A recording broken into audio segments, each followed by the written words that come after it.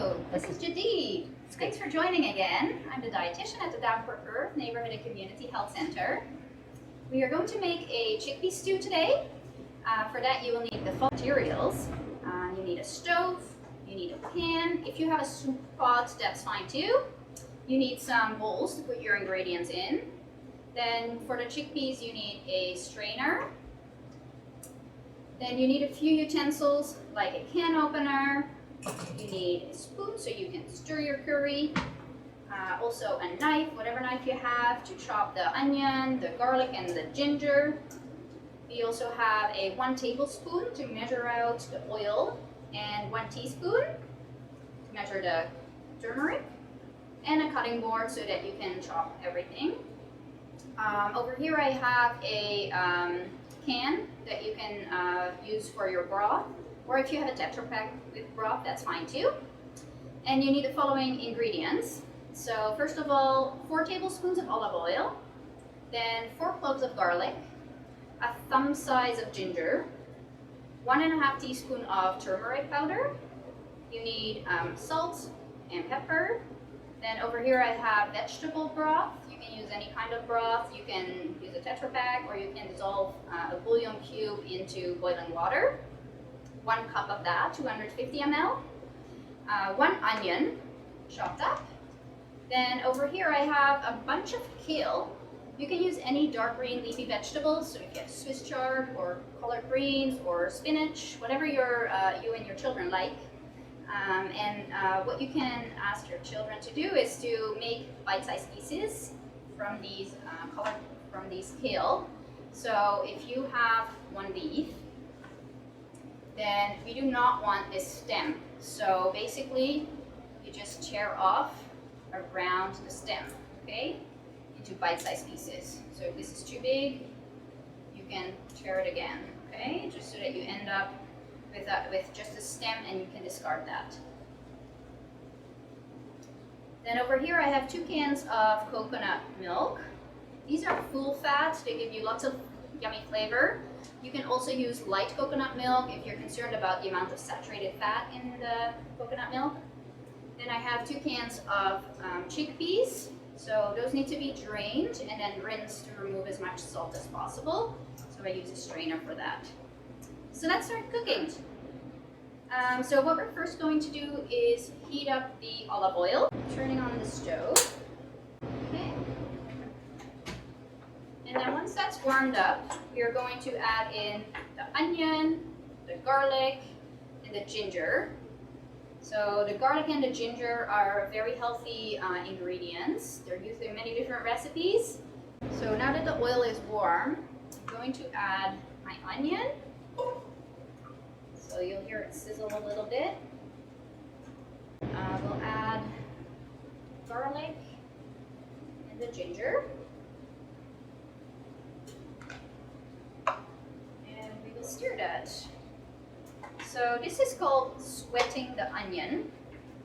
So you know what happens when we're sweating, right? And we're losing body fluids. So that's what happens with the onion too. So as it heats up, it starts to lose the fluid that's inside the onion. And it creates this really nice aroma that will also mix with the other ingredients. Okay, so our onion has been cooking now for about 5 minutes and it's starting to look brown. And now I'm going to add in our chickpeas and the turmeric. So the turmeric is 1.5 teaspoons.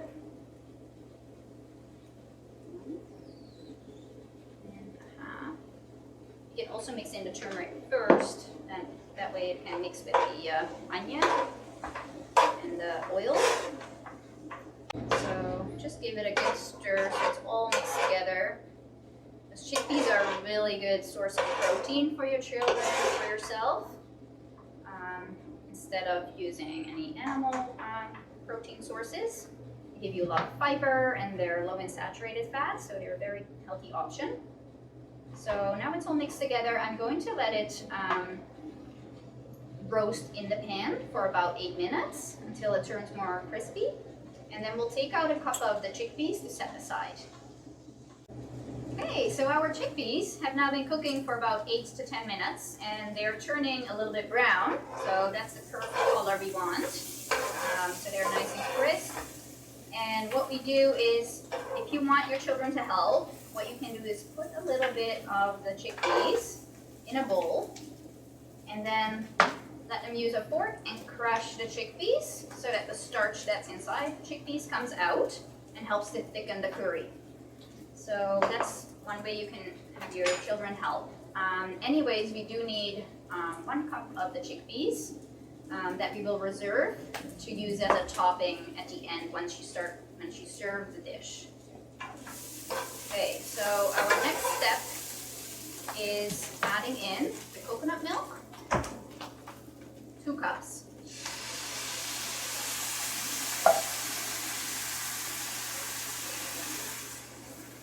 So it's starting to smell really good. And we have our broth. So it could be vegetable broth or chicken broth, whatever you have available. And then we will just stir this so that the bits that are sticking to the bottom of the pan are all loosened up so they don't burn. And then we will just let this simmer. So we bring it back to a boil. Once it boils, you turn down the heat and you let it simmer so at a very low boiling temperature for 30 to 35 minutes so that it can thicken.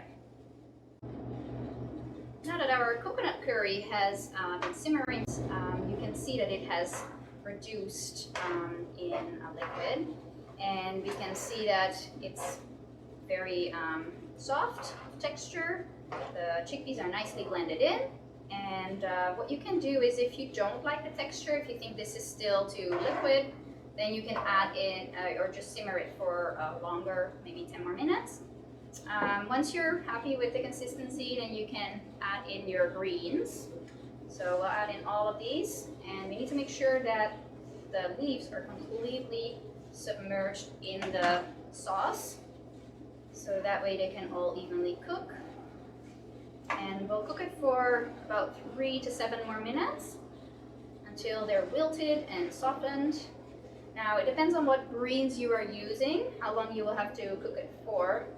So 3 minutes is more likely for spinach, and kale or collard greens. They need a longer time to cook because they're a tougher leaf. So just mix that all in there. These dark green leafy vegetables give us lots of folic acid, which is very good for our body cells. It's all mixed in, and we'll just let it simmer a little bit longer, 3 more minutes until it's all softened. And we can add a few leaves of mint.